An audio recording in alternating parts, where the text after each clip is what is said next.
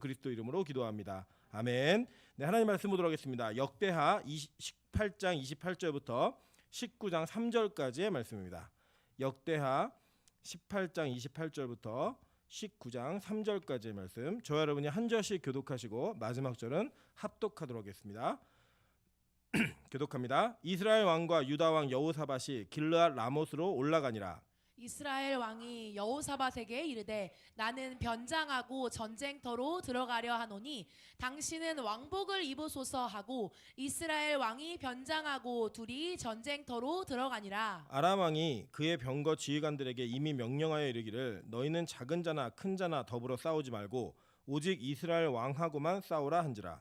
병거의 지휘관들이 여호사밧을 보고 이르되 이가 이스라엘 왕이라 하고 돌아서서 그와 싸우려 한즉 여호사밧이 소리를 지르매 여호와께서 그를 도우시며 하나님이 그들을 감동시키사 그를 떠나게 하신지라. 병거의 지휘관들이 그가 이스라엘 왕이 아님을 보고 추격을 그치고 돌아갔더라.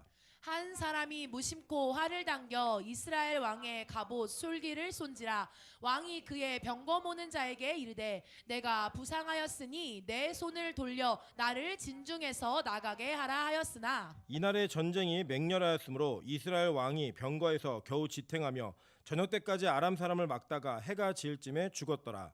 유다 왕 여호사밧이 평안히 예루살렘에 돌아와서 그의 궁으로 들어가니라. 하나니의 아들 선견자 예후가 나가서 여호사밧 왕을 맞아 이르되 왕이 악한 자를 돕고 여호와를 미워하는 자들을 사랑하는 것이 옳으니이까 그러므로 여호와께로부터 진노하심이 왕에게 임하리이다.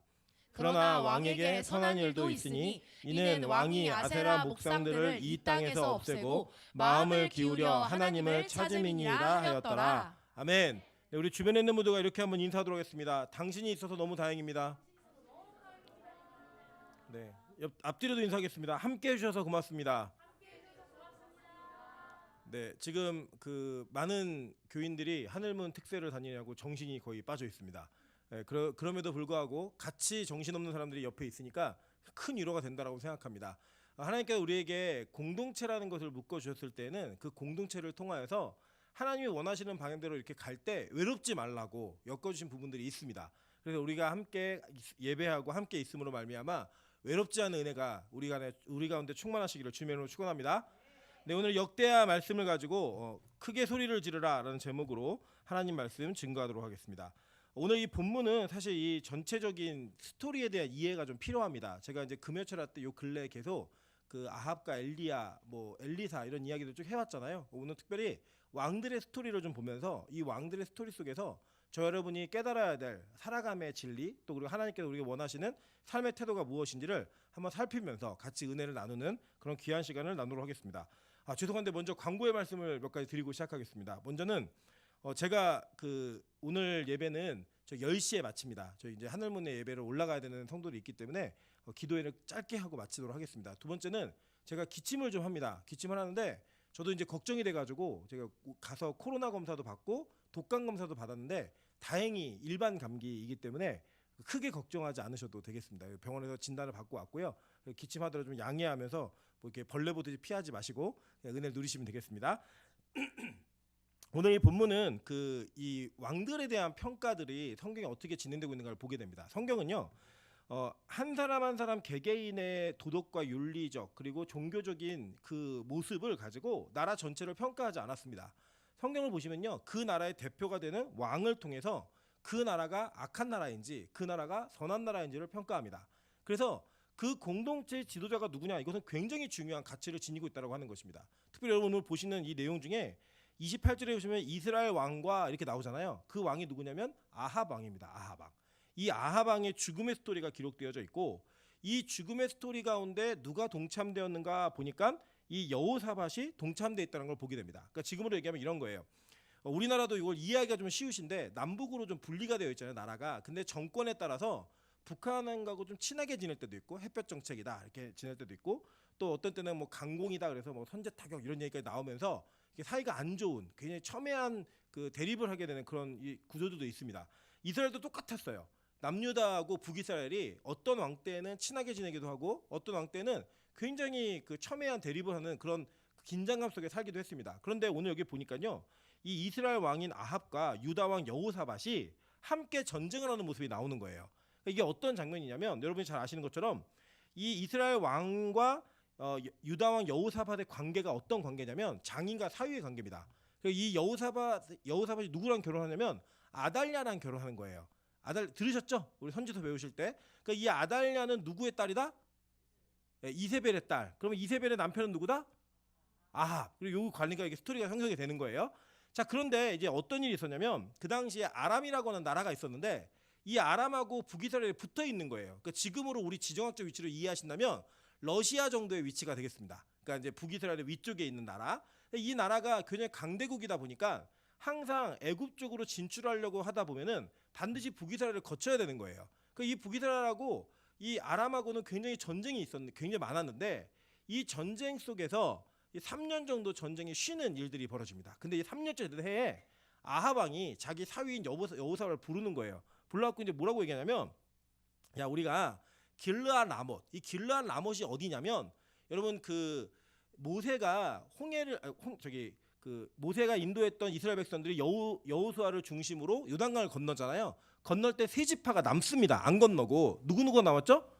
루벤, 므낫세 2분의 1, 그다음에 루벤, 갓지파, 여기 세 지파가 남아요. 근데 이 길르앗 라못은 므낫세 지파가 2분의 1 지파가 이렇게 머물렀던 땅이에요. 근데 이 땅을 이제 이 전쟁과 많은 시기를 겪으면서 이 땅을 누가 차지하게 되냐면 아람이 차지하게 된 거예요. 이 아람이 차지하고 있는 땅을 되찾자는 겁니다. 그러니까 지금으로 얘기하면 우리나라하고 북한하고 같이 이렇게 얘기를 해가지고, 야, 우리 원래 백두산 저쪽 넘어가 우리 땅이었으니까 중국이랑 전쟁에서 이 땅을 좀 뺏자, 이런 제안을 한 거예요.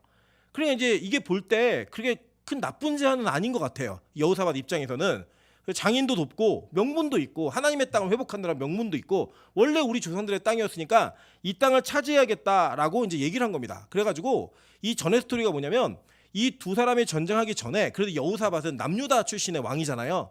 그러니까 그 이제 왕이 장인이라고 부르진 않았지만 그러니까 이스라엘 왕에게 아합에게 뭘 요청하냐면 선지자들을 불러가지고 이 선지자들에게 이 전쟁의 승패를 물어보고 하나님께서 이 전쟁을 기뻐하시는 건가 물어보고 우리 이 전쟁하자라는 제안을 하는 거예요. 그래서 모은 선지자가 몇 명이냐면 400명을 모읍니다. 이 400명을 모아가지고 이 400명과 함께 예언한 내용이 뭐냐, 이 시드기야라고 하는 선지자는 철로다가 뿔을 만들어가지고 이걸 가지고 와서 모형을 보여주면서 이거 가지고 아람을 무찔러라. 그러면 이 무찌르는 전쟁을 하나님께서 이기게 하실 것이다 라고 하는 확신 있는 말을 전달한 거예요.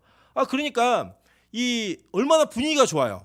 그렇게 싸우던 남북이 연합이 돼가지고 이 영토 수복을 하자라는 제안을 했고, 선지자가 400명이 모였는데 이 선지자들이 동일하게 얘기한 내용이 뭐냐면 이 전쟁 이긴다는 거예요. 나가면 무조건 이긴다는 거예요. 그러니까 이 여호사밧 입장에서는, 그 아합 입장에서는 든든한 천군만마를 얻은 것 같은 이런 기분이 들었겠죠, 그죠?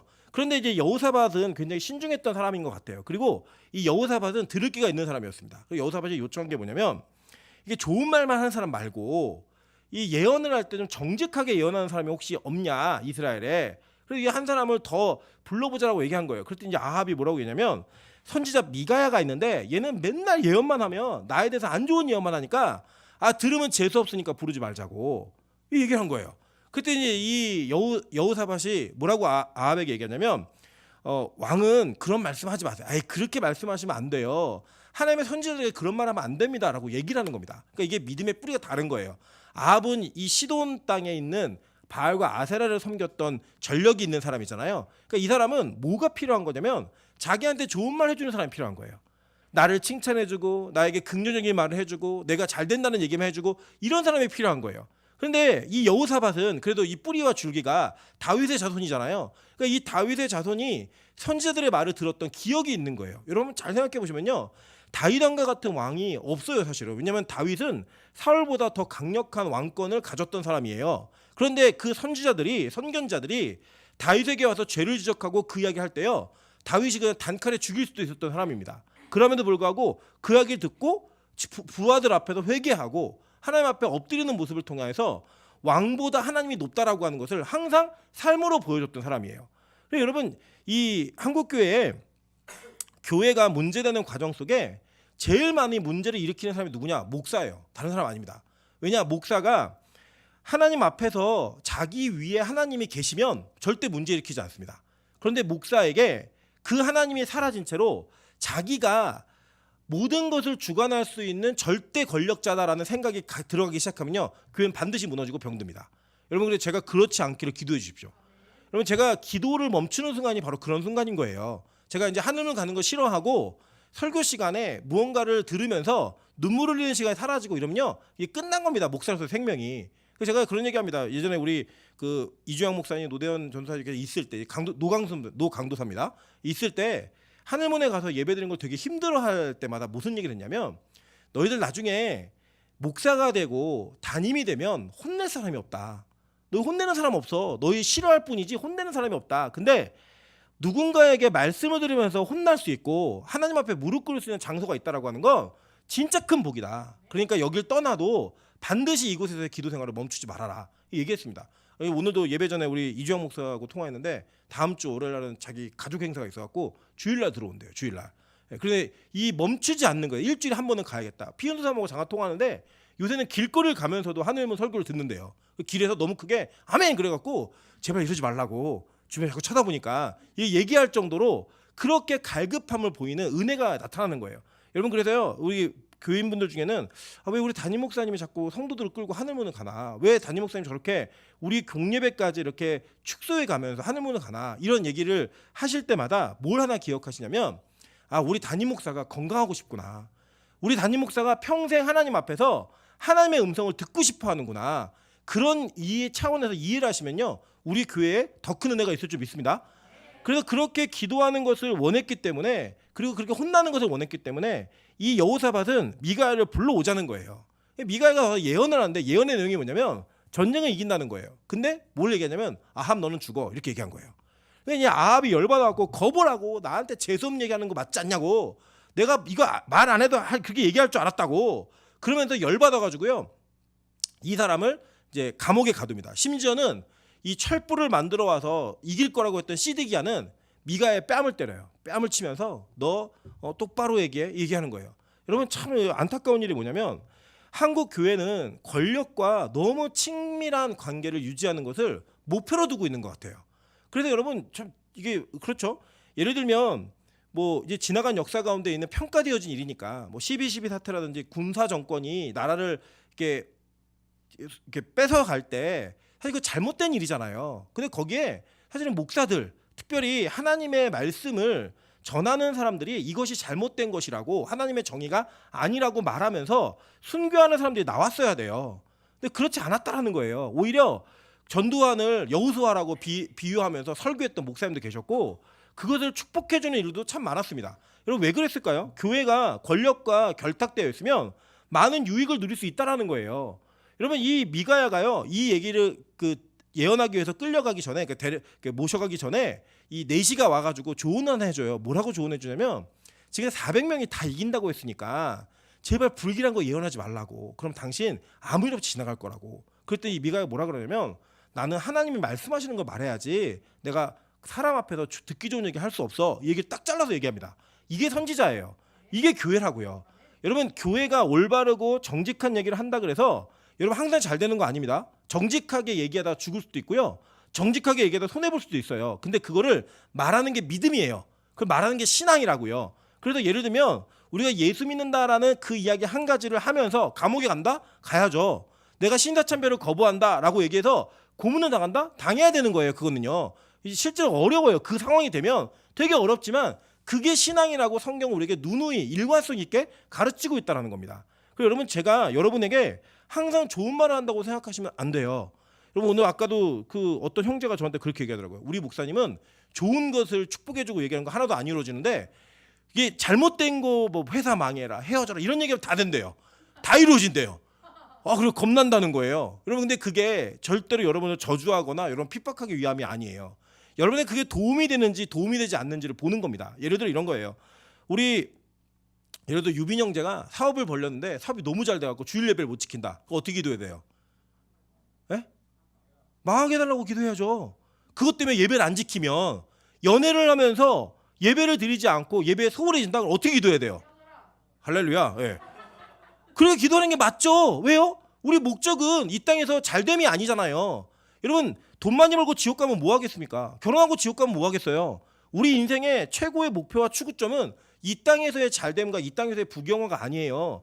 하나님 나라의 부귀영화, 하나님 나라의 잘됨을 목표로 달려가는 건데 그 달려가다 보면 그런 것들이 보너스로 붙는 거예요. 이거 줄 수도 있고 안 줄 수도 있는 거죠. 이게 목적이 아니라고요. 제가 항상 말씀드리잖아요.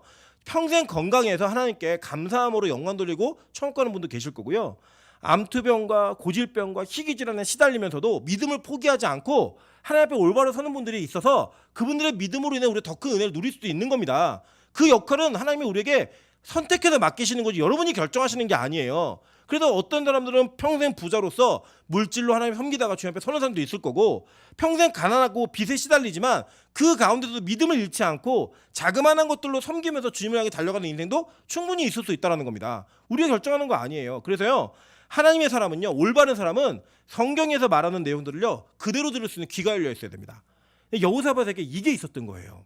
여호사밧은 이 미가의 이야기를 듣고 그 예언을 마음에 담습니다.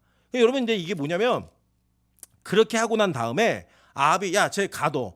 가두면 내가 갔다 와가지고 이거 처리할 테니까 가둬 이렇게 얘기하니까 미가가 이렇게 얘기해요. 18장 27절 보세요.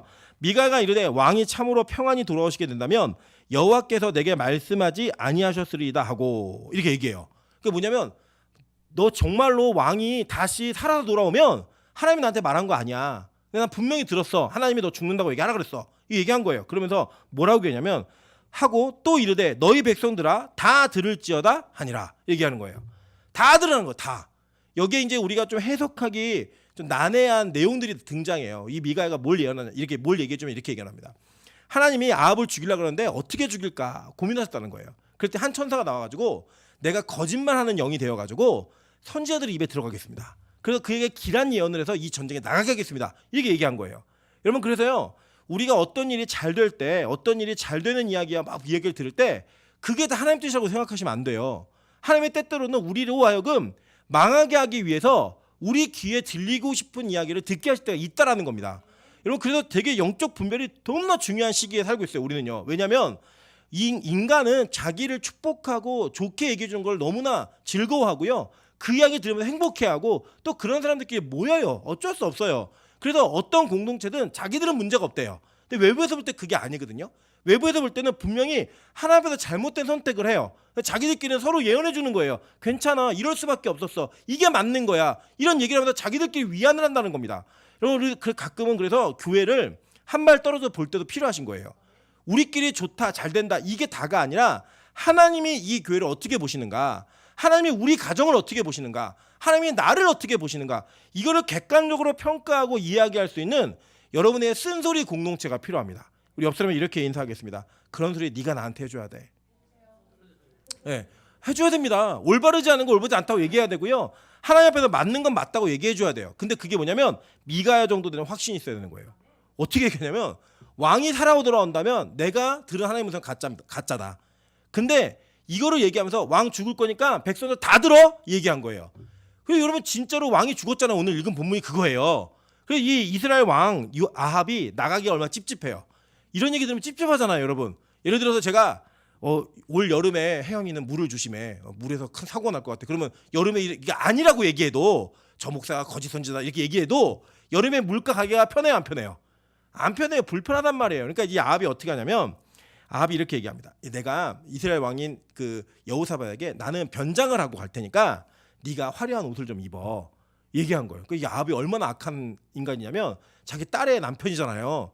사위에게 네가 좀 타겟이 돼서 혹시 무슨 일을 당하게 되면 네가 당하고 나는 좀 살아야겠어.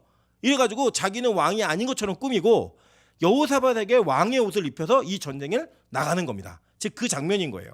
이 나가는데 이 아람의 왕은 이 전쟁의 목표가 뭐냐면 이스라엘 왕 죽이는 거예요. 이스라엘 자꾸 문제가 생기는데 이 왕을 죽이면 되겠는 거예요. 왜냐하면 우리가 아합 왕을 나쁜 왕이라고 얘기하잖아요. 그래서 이 아합 왕은 군사적인 정치적 능력으로는 굉장히 유능한 사람이었습니다. 그러니까 이 전략도 있고 전쟁도 잘하고 정치도 굉장히 잘했던 사람이에요. 그러니까 이 아합 왕만 죽이면 나라를 무너뜨릴 수 있으니까 특공대를 조직하는 거예요. 그래서 야 너희들 전쟁에 나가면 다른 거 다 돌아보지 말고 왕만 죽여. 무조건 왕만 노려. 이렇게 얘기하는 겁니다. 이 장면이 지금 여러분들이 읽으신 장면이에요. 그랬더니 전쟁이 빵 하고 시작됐는데 지금 아합은 뭘 했어요? 변장을 했잖아요. 군인으로. 그리고 여호사밧은 왕처럼 입은 거예요. 그랬더니 어떤 일이 벌어졌냐면 병거의 지휘관들이 저 왕만 잡아 그래가지고 다 그리로 몰려든 겁니다. 그러니까 지금 이 위기 가운데 여호사밧이 위기에 놓인 거예요. 이스라엘 왕으로 몰려서 죽게 생겼는 거예요 지금. 그래서 이 여호사밧이 뭘 하느냐 봤더니 31절입니다. 병거의 지휘관들이 여호사밧을 보고 이르되 이가 이스라엘 왕이라 하고 돌아서서 그와 싸우려 한즉 여호사밧이 뭘 했어요? 소리를 지르매라고 얘기해요. 자, 이게 무슨 소리 질렀을까요? 나 왕 아니야 이렇게 얘기했을까요? 이 전쟁의 방법이 그들이 무슨 전략을 취하고 있는지 모르잖아요. 모르니까 이거는 확실해요. 이거 뭐였냐면 기도한 거예요. 기도하는데 여러분 그 하곰 얘기하시죠? 네. 기도하는데 곰이 덮치면 우리 어떻게 기도해야 돼요? 하나님 곰이 덮쳤습니다. 이 곰의 입을 막아 주시옵소서 하는 순간 이미 먹혔죠. 그죠? 그럼 어떻게 기도해야 돼요? 주여 하곰 하나님 곰 기도하는 거예요.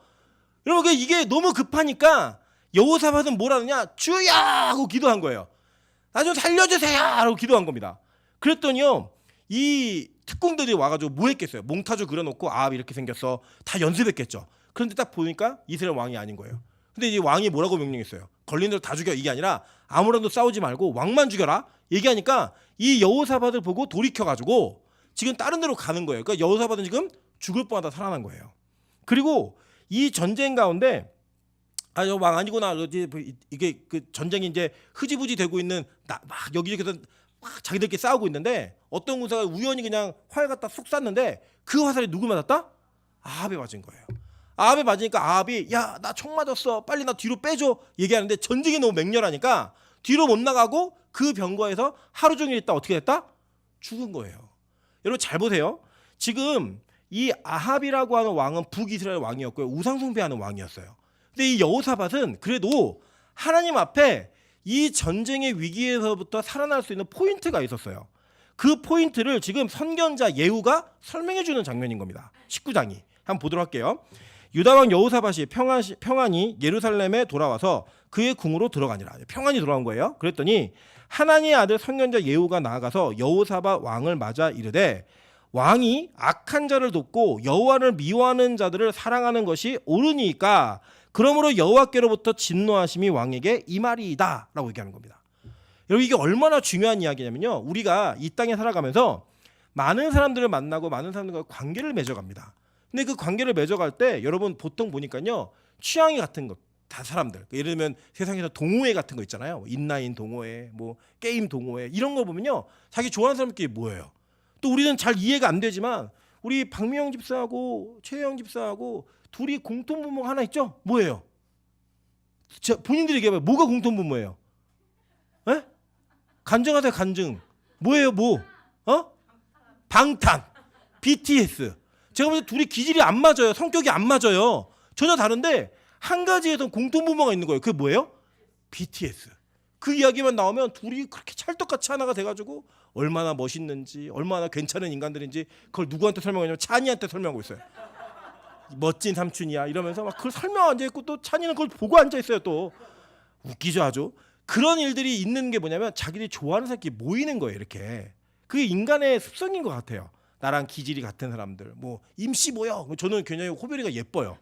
왜 이쁘냐 다른 거 아니에요. 우리 교회 임씨가 늘어난다는 게 상당히 좋아요. 저 가정은 계속 애를 낳았으면 좋겠어요. 좀. 네. 이게 우리 그 공통분모가 있는 사람들끼리 이게 모이는 거예요. 모이는데 지금 그 모임 가운데 관계성 가운데 우리가 그걸 안 하고 살 수는 없어요. 이 땅에서. 근데 문제는 뭐냐? 하나님이 악한 자를 돕고 하나님을 미워하는 자를 돕는 일을요 싫어하신다는 거예요. 그것을 정확하게 책망하신다는 거예요. 그러니까 여러분 우리가 관계를 맺어갈 때 상황 속에서 어떤 결정을 할 때 상대방이 하는 일이나 행동이나 모든 것들이 하나님께서 기뻐하시는 일인가 하나님께서 기뻐하시지 않는 일인가 이것을 평가하고 판단할 수 있는 눈이 열려야 됩니다. 그래야 화살을 안 맞는 거예요. 이해되셨죠? 무슨 말인지 지금 여호사밧이 그걸 모르니까 누구랑 그러니까 얼마나 여러분 이 여호사밧의 정책 자체는 얼마나 좋은지 아세요? 그 전까지는요 북이스라엘과 남유다가 맨날 싸웠다고요. 그 싸움 속에 있으니까 외부로부터의 공격도 되게 힘든 거예요. 국경선을 지켜야 되니까 여기 있는 군사를 뺄 수가 없는 거예요. 그런데 뭘 했느냐? 화친을 맺기 위한 목적으로 이 아합의 딸인 아달라와 결혼한 거예요. 그러면 어떤 걱정 없어요? 이 북에서 쳐내려오는 걱정은 없겠구나. 그러면 나라가 평안해지고 나라가 좋은 거예요. 좋은 결정이죠. 굉장히 현명한 선택입니다. 이것만큼 좋은 선택은 없어요. 그런데 문제는 뭐냐면 이 아합 정권이 하나님이 미워하시는 정권이라는 거예요. 하나님을 대적하는 정권이라는 거예요. 하나님과 올바른 관계를 맺지 않고 있는 그 왕의 모습을 하나님이 선택한 그 남유다의 왕인 여호사밧이 도우니까요. 그걸 책망받는 거예요. 책망. 여러분 우리가 그럴 수 있다는 겁니다. 우리 인생에 어떤 특별한 결정을 할 때 때로는 우리가 인간적인 관계성 때문에 내가 취할 수 있는 유익 때문에 하나님이 기뻐하시지 않는 사람과 동맹할 수 있고요. 그들과 연합할 수 있는 요소가 우리에게 있다 없다? 있다는 거예요. 여러분 그래서 저와 여러분의 인생 가운데 그런 선택을 하는 것들을 줄여야 합니다. 그래야 화살 맞을 위기를 면한다니까요. 죽지 않는 거예요. 그래야지만. 그리고 여기 아주 중요한 게 있어요. 왜 이런 일이 벌어졌는가? 왜 이렇게 그런 위기 가운데서 탈출할 수 있는 길이 열렸는가? 이렇게 얘기하는데 3절입니다. 그러나 왕에게 선한 일도 있으니 이거예요. 여러분 우리가요 평생 하나님 앞에 잘하는 사람은 없어요. 보통 제가 그런 얘기 많이 하거든요. 청년들이 가끔씩 부모님에 대한 불만과 불평을 얘기할 때가 있어요. 우리 엄마는 우리 아빠는 막 이런 얘기를 많이 해요. 그래서 제가 이렇게 얘기합니다. 그래도 인생 전체를 따지면 엄마 아빠가 너한테 할 말이 더 많지 네가 할 말이 더 많지 않아. 이렇게 얘기해요. 왜냐 제가 애를 길러보니까요. 찬이는 기억을 못하겠지만 그 옷을 오늘도 이제 교회를 나오려고 옷도 다 입히고 모든 걸 준비를 완전히 딱 끝내고 딱 드는 순간 응가를 했어요. 와 그러면요 어떤 생각이 드냐면 야 이거 아예 좀 5분만 먼저 싸지. 다시 벗기고 처음부터 다 해야 되는 거예요. 그리고 씻기고 그럼 또 그 싫대요. 자기는 아빠가 하지 말라는 거예요. 엄마가 오라는 거예요. 막 소리 꽥꽥 지르고 난리가 납니다. 그걸 또 씻겨요. 냄새 맡아가면서 저는 또 비위가 약해가지고 저희 딸이 똥인데도 그거 해놓고 왜 계속해요. 그걸 버리면서도 그걸 또 해요. 또 입혔어요. 입혀도 나가는데 또 쌌어요. 한 번에 싸지. 두 번에 나누어서 이렇게 시리즈로 싸는 거예요. 1번 똥, 2번 똥, 3번 똥. 얼마나 괴로운지 아십니까? 그 기저귀 쐬고 갈자마자 또 싸고 미쳐요. 그런 과정을 수없이 많은 과정을 통해서 아이가 하나가 성인이 돼가는 과정인 거예요. 다 그렇게 컸거든요. 그러니까 야 네가 하나 앞에 잘한 그러니까 부모님한테 네가 잘한 게 많겠니? 네가 도움받은 게 네가 부모님이 너한테 잘한 게 많겠니? 따지면요 우리 아무도 말 못합니다. 가끔 그런 얘기 듣잖아요. 북한에서 오만이 그러는 게 5만 번 손이 가기 때문에 오만이라 부른다 그렇게 얘기합니다. 여러분 그 관계를 우리가 하나님과의 관계 속에 대입해 보자는 거예요. 여러분 하나님께 섭섭할 때 있어요 없어요? 뭘 있어요? 진짜 많죠. 매번이 섭섭하잖아요. 거울 볼 때마다 섭섭하고 왜 나를 이렇게 만들었나? 그죠? 뭐가 안 되면 섭섭하고 누구는 먹어도 안 찌는데 나는 물만 먹어도 찌고 막 이럴 때 되게 섭섭하잖아요. 다른 애들은 막 좋은 직장 가고 시집 가고 장가 가고 다 잘 가는데 나만 안 되는 것 같을 때 엄청 섭섭하잖아요. 저도 있다고요. 섭섭할 때가 하나님 앞에. 그 섭섭할 때가 있는데 하나님은요. 우리의 관계 속에 우리한테 훨씬 베풀어 준 게 많아요. 한번 기억해 보세요. 여러분 살아있는 것 자체가 하나님의 은혜입니다. 여러분이 예수를 믿는 것 자체가 하나님의 은혜예요. 자체가 은혜예요. 자체가 은혜. 그런데 하나님은요 거기에 덧붙여갖고 못 가주시냐면 잘한 일이 있고 못한 일이 있는데 잘한 일을 기억해서 못한 상황의 일들을 건져주신다는 거예요. 할렐루야. 이게 되게 큰 특권입니다. 우리 인간은요 어떠냐면요. 제가 보니까 이 사람이 너무 부드럽고 친절하잖아요. 그러면 손해를 많이 봐요. 왜 손해를 많이 보냐면 계속 친절해야 돼요. 계속 착해야 돼요. 이 착한 사람이 9번 참다가 10번째 화를 내잖아요. 그러면 저 인간도 똑같아. 이렇게 얘기를 들어요. 근데 못된 인간이 한 번 착한 짓 하면 오 그런 면이 있었어? 감동해요. 이상해요. 사람이 인간은. 그런데 하나님은 어떻게 평가하시냐면 여러분이 9가지를 잘못했어도 한 가지 잘한 일을 기억하셔서 그 잘한 일 때문에 9가지의 안 좋은 상황들을 건져주시는 그 은혜의 명분으로 사용하신다는 거예요. 그러니까 오늘 이 추운 날 금요철에 한 거 하나님 기억하신다 안 하신다? 아멘. 이것 때문에 여러분의 인생에 하나님 도움의 손길이 있다 없다? 있다. 여러분 그 특권을 가지셔야 돼요. 오늘 밤 특세 가면 하나님이 그거 기억하신다 안 하신다? 하신다. 그것 때문에 내 인생에 햇빛 뜬 날이 있다 없다? 있다. 이걸 믿으시는 거예요. 여러분 이게 포인트예요. 포인트. 이거 자기 의가 아니라 이런 겁니다. 잘 기억하세요. 하나님은 복을 줄 사람에게 그 행위를 하게 하세요. 하나님은 은혜를 베풀 자들에게 그 행위를 하게 하시는 거예요. 그래서 여러분 가끔 그럴 때 있지 않으세요? 내가 여기서 도대체 뭐 하는 짓이지? 이런 느낌 들 때 있다 없다? 있으시잖아요. 그러면 이 특세까지 광주까지 왜 와요 도대체? 그 하나님에서 다 그래요. 쟤네 대단하다고 애들이 어떻게 거기서 그렇게 오냐고. 그래서 제가 그렇게 얘기해요.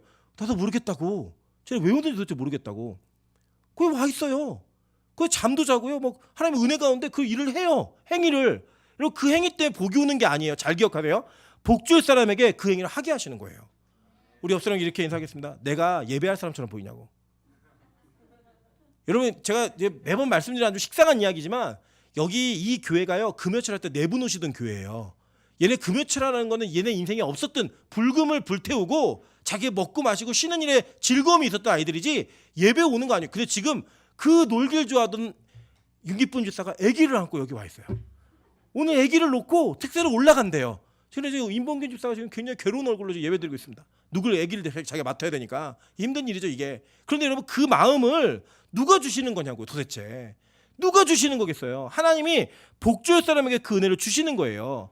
여호사밧이 뭐랬냐면요. 여호사밧은 그가 그 착한 일, 선한 일이 뭐였냐면요. 그가 그 땅에 바알과 아세라 섬기는 모든 신상들을 다 없애고 그가 가지고 있는 은혜 안에서 할 수 있는 영역 안에서 하나님의 일들이 그 나라 가운데 심어지는 것에 자기의 정치적인 역량을 기울였어요. 그 행위를 했다고요. 그러니까 하나님께서는 그 행위를 할 사람에게 그렇게 복을 줄 사람에게 그 잘한 일 때문에 복의 통로를 열으셔서 그걸 명분으로 그 위기 가운데 하나님 건지시는 거예요. 그래서 지금 뭐 하는 거냐면 이 소리를 지른 게 그냥 소리를 지른 게 아니라 그동안은 모아놨던 포인트 쓴 거예요. 여러분 우리 가끔씩 포인트가 막 쌓여가지고 그 포인트로 뭘 할 때 되게 기분이 좋으시잖아요. 제가 지금 뭘 하고 있냐면 제가 대한항공 마일리지를 엄청 모으고 있습니다. 예, 일부러 그 신용카드를 쓰면 대한항공 마일리지가 모이는 그게 있어요. 그게 해가지고 제 기억에 지금 한 15만 점이 있을 거예요. 이 15만 점이 뭐냐면 성지순례 갈 때 이스라엘까지 비즈니스를 타고 갈 수 있는 마일리지예요. 예. 그 나중에 같이 갈 때 저만 비즈니스 탄다고 사치스러운 목사라고 얘기하지 마세요. 그 저 마일리지 타는 거예요. 그 은혜가 뭐냐면 그때 내 돈 한 번도 들이지 않고 그동안 모아놨던 포인트를 한 번에 딱 쓰면서 비즈니스 할 때 기분이 얼마나 좋겠어요. 저 더 모아서 지금 1등석 탈까 지금 고민도 있어요. 계속 모아가지고. 여러분 이게 뭐냐면 평소에 하나님이 기도하게 하시고 평소에 예배하게 하시는 그 환경을 통하여서 하나님의 이끄심을 통해서 여러분에게 포인트가 정립이 되는 거예요. 무슨 포인트냐? 화살 맞을 위기에, 죽을 위기에 주여라는 그 한 방에 나를 건질 수 있는 은혜의 포인트. 그게 여러분 지금 정립되고 있는 거예요. 이 예배가 그런 예배라고요. 여러분이 하늘까지 다니시는 그 예배가 그 예배라는 거예요. 그래서 그렇게 포인트를 쌓아가셨을 때 진짜 위기의 순간에 하나님이 우리를 크게 소리 지르게 하심으로 말미암아 그 위경 가운데 건지신다라는 거예요. 그게 믿음입니다. 그런 믿음도 없이 어떻게 예배를 드리고 그런 믿음도 없이 무슨 기도를 해요. 여러분 그 정도 믿음은 가지셔야 돼요. 잘 기억하세요. 여러분이 기도했기 때문에 그런 일이 벌어지는 게 아니에요. 건질 자들에게 그런 기도에 마음을 주신다는 거예요. 그런 예배의 영을 부어주신다는 거예요. 그래서 직장 가서 졸고 직장 가서 어려움이 있다 할지라도 이 시기를 통하여서 진짜 위기 때 하나님 나를 건지실 은혜의 통로를 만드시는 겁니다. 여러분 예수님은 그런 분이세요. 저와 여러분의 인생 가운데 우리가 예수님께 잘한 일이 많을까요? 못한 일이 많을까요? 여러분 따지고 보면 우리 다 지옥 갑니다. 우리 옆 사람에게 한번 인사하겠습니다. 내가 하나님이었으면 당신 벌써 죽었습니다. 내가 예수님이었으면 여러분 벌써 버렸어요. 그런데요 예수님은 우리와 다른 분이세요. 그래서 하나님과 예수 그리스도는 우리의 무엇을 기억하시냐면 은혜의 통로가 될 만한 사건과 포인트가 무엇이었는가 그걸 만들어 가시는 거예요. 우리 인생을 통해서 예배하게 하시고 기도하게 하시고 엎드리게 하시고 이런 그런 과정에 뭐 신학적 내용이 뭐가 필요하고 뭐 우리 전후사항이 뭐가 필요하고 환경에 뭐가 필요하겠어요. 기도할 환경이 돼서 기도하는 사람이 어디 있고 헌신할 환경이 돼서 헌신하는 사람이 어디 있겠습니까? 여러분 그걸 다 뛰어넘어서 하는 거예요. 은혜 가운데 하는 거예요. 전 요새 뭐가 은혜가 되냐면 요새 어제 설교가 그 불황인데 호황이요 이게 설교 제목이었거든요. 근데 요새 가장 큰 불황을 만난 사람이 누구냐면 우리 용성이에요. 어떤 불황이 있냐면 부교육자가 뽑히지 않는 상황 가운데 갑자기 차를 덜컥 맞게 됐어요. 그리고 이 차량 운행 때문에 어쩔 수 없이 가야 돼요. 그러니까 제일 불황은 누구냐? 우리 용성인데 그 불황 때문에 하나님 앞에 예배하는 예배자로서 더 강력한 족쇄가 채워진 거예요. 그게 뭐예요? 호황이에요. 아멘? 네, 다른 불황이 또 있대요. 이게 뭐냐면 우리 인생 가운데 안 좋은 일 같은데 이게 내 족쇄 같은데 그걸 통해서 하나님이 우리에게 무언가 은혜의 통로를 만드시는 작업이 한 가지 한 가지가 있다라는 거예요. 여러분 그래서요 때로는 원망스러울 때 있잖아요. 신앙생활 너무 힘들고 내가 왜 이렇게까지 기도해야 되지? 왜 이렇게까지 예배해야 되지? 내가 도대체 왜 이런 말씀을 들으면서 살아가야 되지? 이런 마음이 들 때가 우리 안에 있습니다. 여러분 저도요 좀 목회를 일반적으로 했으면 좋겠어요. 저 진짜 그 우리 교회에 대한 관심을 보이는 분들은 그래도 영적인 관심이 있는 분들이에요. 교회에 대한 관심이 있는 분들이에요. 이 작은 교회에 청년들이 있고 예배가 매일 예배가 있고 어른들이 견고하게 계시다라는 그 신구 조화에 대한 많은 이상적인 꿈들이 교회 안에 있다는 거에 굉장히 큰 관심을 표명하세요. 그런데 언제 어느 포인트에서 떠나냐면 매일 저녁을 하나님 앞에 헌신해야 된다는 그거 한 가지하고 하늘문을 왔다 가면 연락이 두절돼요. 예, 이 심히 근심해서 떠나는 거예요. 우리 박명호 사님이 그런 얘기 하시더라고요. 아니 하늘문은 나중에 얘기하면 안 되겠냐고. 일단 오고 난 다음에 얘기하면 안 되겠냐고. 그런데 제가 뭘 기도하고 있냐면 이런 기도를 합니다. 제가 태어나서 처음으로 이 숫자에 대한 기도를 하고 있어요. 네, 여러분 끝까지 좀 잘 들어주세요. 목사 변했나 보다. 그게 아니라 하나님 빛과소금 교회에 100명의 예배자를 주십시오. 기도합니다. 그러니까 뭐가 차이가 있느냐? 100명의 인원이 아니에요. 100명의 예배자를 달라고 기도하고 있습니다. 저는 100명의 예배자를 달라고 한 이유가 있어요. 무슨 이유가 있냐면 진짜로 하나님께 드리는 예배자로서의 그 예배가 있는 교회가 꼭 있어야 된다고 생각을 해요. 그 예배에 대한 첫 번째 이유가 있고 두 번째는 우리가 그 이후에 하나님께서 주시는 큰 비전들을 밟아갈 때 이 100명의 예배자는 최소한의 인원인 것 같아요. 그 출발이 우리에게 필요한 것 같아요. 그래서 제가 기도하고 있습니다. 기도하라고 부탁도 하고 있어요. 하나님 우리 교회에 100명의 출석자가 아니에요. 100명의 뭘 달라고요? 예배자를 주십시오. 이렇게 기도하고 있습니다. 그 예배자가 누가 될지 몰라요. 그래서 저는 여기 그 예배자를 놓고 제가 기도를 하고 있는데 부교육자를 예배자가 아닌 사람을 모셔올 수가 없어요. 예배를 좋아하지 않는 사람을 데리고 올 수가 없어요. 여러분 그런 사람이 어떻게 예배자들 앞에서 설교를 하겠어요? 그런 분이 어떻게 예배자들 앞에서 말씀을 가르친다고 얘기할 수 있겠습니까? 저는 그거 인정 못해요. 제가. 그렇기 때문에 저는 속이지도 않을 거고 있는 그대로 다 보여줄 거예요. 그럼에도 불구하고 우리와 함께 예배하기로 작정되어진 사람을 하나님께서 분명히 보내준다고 믿습니다. 2023년도에 안 계시면 저하고 그냥 미남조사 둘이 하는 거예요. 그냥. 근데 생각해보니까요. 우리 교회 설교자 또 있어요. 이주영 목사가 또 있어요. 네. 특세가 끝나면 매주 목요일 격주로 오기로 약속을 했어요. 그건 내 타임이다. 욕심을 내더라고요. 자기 타임이래요. 그거는 자기 영적인 통로를 열어가는 다 자기 타임이라는 거예요. 여러분 그렇게 올 거예요. 그래서 생각해보니까 누구 한 번 더 오시면 설교 또 늘어나는 거예요. 조시영 목사님도 계시고 김성 목사님도 계시고 왜냐면 제가 약속했잖아요. 빚 갚기 전까지는 우리 외부 강사 많이 부르지 않는다. 이제 빚을 갚았다 안 갚았다? 갚았다. 하나님 또 은혜 통로가 열리는 거예요. 기대하십시오. 기대하시라 개봉박도 있어요. 진짜 하나 우리 준비된 게. 그러니까요. 저는 뭐 두려움이 없어요. 뭐 모든 날은 섭섭하지도 않아요. 왜? 하나님이 빛과 소금 교회는 예배자를 모으시겠다고 저한테 약속해 줬거든요. 몇 명의 예배자? 100명의 예배자. 우리 옆 사람에게 이렇게 인사하겠습니다. 얼굴 잊어버리기 전에 잘 기억해 두십시오. 우리 100명 오면 서로 모를 수도 있어요. 막 예배도 막 한 번만 드려야 되고 막 자르고 막 이래야 될 수 있어요. 공간이 모자라니까. 그럼에도 불구하고 하나님께 그런 애 주실 줄 저는 믿습니다. 근데 저는 이거를요. 왜 이렇게 기도하고 있냐면요. 저는 하나님께서 우리 교회가 완전하지 않고 저도 완전한 목사는 아니에요. 그럼에도 불구하고 우리가 그냥 예배를 잘 드리고 싶다라는 하나님 앞에 한 가지 선한 일. 그 선한 일 때문에 하나님께서 여러분 각자 개개인의 삶과 여러분의 가정의 삶과 이 교회와 여러분이 관련되어진 모든 것들을 전 축복하실 거라고 믿고 있어요. 그 축복의 은혜가 진짜 있을 거라고 믿고 있어요. 그래서 여러분 그것을 이 한 가지를 꼭 기억하십시오. 하나님 내가 다른 건 모르겠는데 이렇게 예배하는 거는 이거 하나님 주신 마음입니다. 나 복 주시려고 그런 거 맞죠?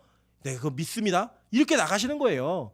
그렇게 하나님을 붙드시는 거예요. 그럴 때 하나님께서 우리에게 준비되어진 것들을 기도할 때 주시는 거고 준비되어진 것들을 예배할 때 주시는 거예요. 여러분 우리 옆 사람을 자랑하겠습니다. 천국이 내 거 얼마나 많은 줄 아냐고. 자랑하되 그동안 자랑하셔야죠. 천국에는 진짜 우리에게 준비되고 예배된 게 많아요. 근데 기도할 때 주시는 거예요. 예배할 때 주시는 거예요. 저는 우리가 그런 예배자로 하나님 앞에 올바르게 서기를 주님으로 축원합니다. 빛과 소금 교회가 그런 예배를 드릴 수 있는 진짜 교회 되기를 주님으로 축원합니다. 그렇게 기도하며 나아가는 오늘 하루 되시기를 우리 기대하면서 우리 주는 완전합니다. 그 찬양을 통해서 기도하는 몸으로 나아가